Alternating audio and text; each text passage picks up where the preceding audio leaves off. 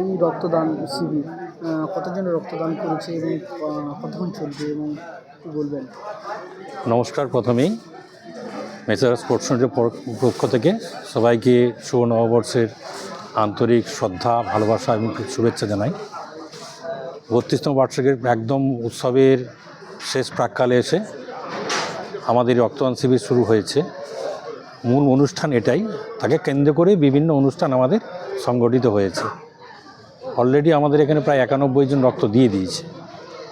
আরও অনেকেই কিউতে আছেন, লাইনে আছেন।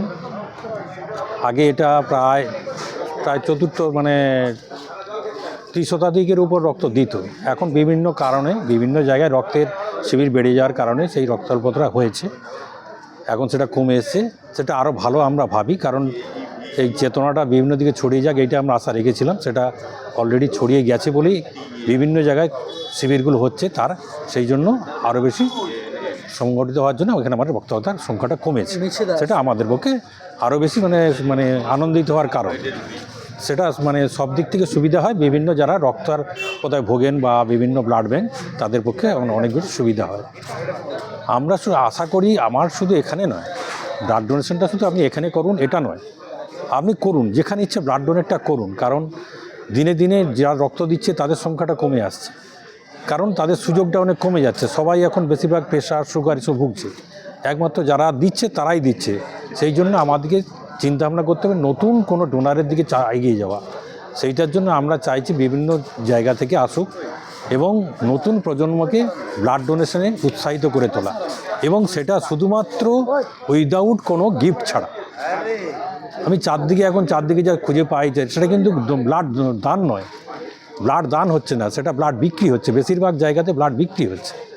আমি চাই সেটা ব্লাড ডোনেশন যে কথাটা, সেইটার যথার্থতা সবাই বুঝুক। আমি একটা ব্লাড ডোনেট করে যে পরিমাণ আপনি আনন্দ অনুভব করি, সেটা কিন্তু একটা গিফট পাওয়ার পর সে আনন্দ অনুভব করব না। সেটা যত লোকে বুঝবে তত সেটা ভালো, আমাদের পক্ষে সবার পক্ষেই ভালো। তাতে কিন্তু রক্তাল্পতা অনেক কমবে। বিভিন্ন অনুষ্ঠান আপনি করতে পারেন, আপনার যে এইখানে অনুষ্ঠানই করতে হবে তার কোনো মানে নেই। বিভিন্ন অনুষ্ঠান করতে হবে। আপনি নিজের বাড়িতে একটা জন্মদিন পালন করছেন, সেটা আপনি তৈরি করলেন, কোনো সংগঠিত করলেন, সেইগুলো করুন। সবাই মিলে এগিয়ে আসুন, রক্তের ভাণ্ডারটাকে আরও সমৃদ্ধ করে তুলি। আসুন সবাই মিলে হাতের ধরে এগিয়ে যাই। আসুন সবাই মিলে আপনাদের আর আমরা এই দুবার ধরে কোনো গ্রীষ্মকালটা মেনলি আমাদের যেটা লক্ষ্য থাকে, কারণ গ্রীষ্মকালের শিবিরটা অনেক কমে যায়, সেটা খুব কম হয়। কারণ এই যে মানুষের মনে একটা ভীতি আছে যে গ্রীষ্মকালে আমাদের শরীরে স্থিতিশীলতা অনেক কম থাকে, এটা কিন্তু কোনো মতেই এই হয় না। বৈজ্ঞানিক ভিত্তিতে কোনো ভিত্তি নেই। আপনার গ্রীষ্মকালেও যেরকম করলে রক্ত দিতে পারেন, যে কোনো টাইম, বছরের যে কোনো টাইম রক্ত দিতে পারেন। এই নিয়ে গ্রীষ্মকাল শীতকাল এর করে ভেদাভেদ করা উচিত নয়।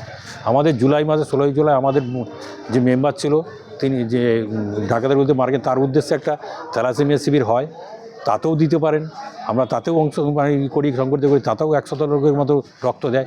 সেই সময়ের 100 লোকের রক্ত দেওয়া অন্যদের নিয়ে 300-র মতো, শীতকালীন 300-র মতো রক্ত দেওয়া সবই। অতএব যে কোনো সময়, বছরের যে কোনো সময় রক্তদানটা করুন। আমাদের এই দুটো যে শিবিরে সংগঠিত হয় তাতেও আসতে পারেন। আমরা সাদরে আহ্বান জানাচ্ছি। এই বলে আপনারা সবাই ভালো থাকুন। হ্যাঁ, অলরেডি 96 জন দিয়ে দিয়েছে। হ্যাঁ, এবারে আমার নাম সুদীপ ঘোড়া, মেসার স্পোর্টস সেক্রেটারি।